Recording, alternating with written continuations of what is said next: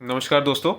Financial year 23-24 जो कि current financial year है, इसमें इनकम टैक्स के सेक्शन 43B में आए चेंजेस को लेके काफ़ी लोग परेशान हैं, जो कि एमएसएमई से संबंधित है।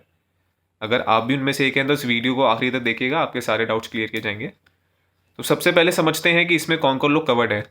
अगर आपके जो सप्लायर हैं वो माइक्रो या स्मॉल कैटेगरी में फॉल करते हैं, यानी कि जिनकी टर्नओवर 50 करोड़ तक है या फिर प्लांट मशीनरी इन्वेस्टमेंट 10 करोड़ तक है, और जिन्होंने अपने आप को एमएसएमईडी एक्ट के अंतर्गत रजिस्टर कराए हैं, वो लोग इनमें कवर्ड हैं। हमेशा आपको ध्यान ये रखना है कि आपको अपना स्टेटस नहीं देखना है, आपको सप्लायर का स्टेटस देखना है कि क्या वो माइक्रो या स्मॉल कैटेगरी में फॉल करता है या नहीं करता है।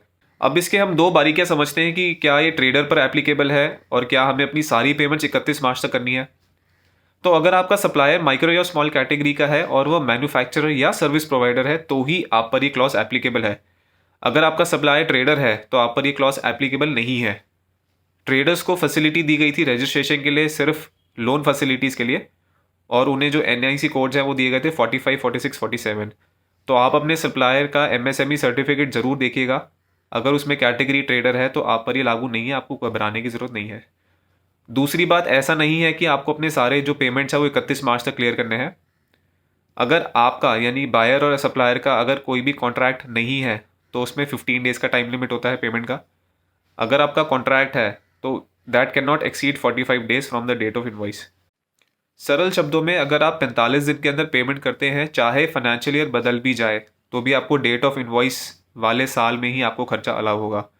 लेकिन अगर वो 45 दिन पार हो जाते हैं तो आपको उस साल में खर्चा अलाउ होगा जिस साल आप पेमेंट कर रहे हैं।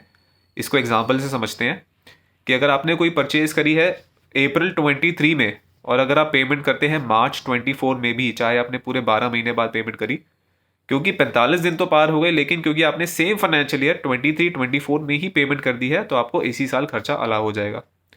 एक और एग्जांपल से समझते हैं। अगर आपने परचेज करी है 15 ऑफ मार्च 24 में, जिसकी पेमेंट आप कर रहे हैं 15 अप्रैल 24 में, साल बदल गया है, मार्च पार हो चुका है, लेकिन क्योंकि आपने पेमेंट 30 दिन के अंदर कर दी है तो भी आपको खर्चा मार्च 24 में ही अलाउ होगा।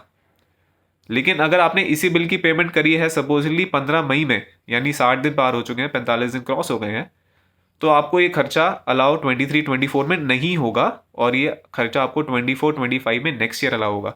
और एक आखिरी मुद्दा, आप पर ये क्लॉज एप्लीकेबल है चाहे आप इनकम टैक्स ऑडिट करवाते हो या नहीं।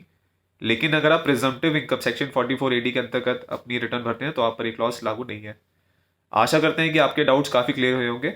अगर आपकी अभी भी कोई क्वेरीज हैं इस न्यूली इंट्रोड्यूस्ड क्लॉज को लेकर तो आप प्लीज़ हमें कमेंट्स में दीजिएगा, हम उस पर जल्द से जल्द जवाब देंगे। Thank you.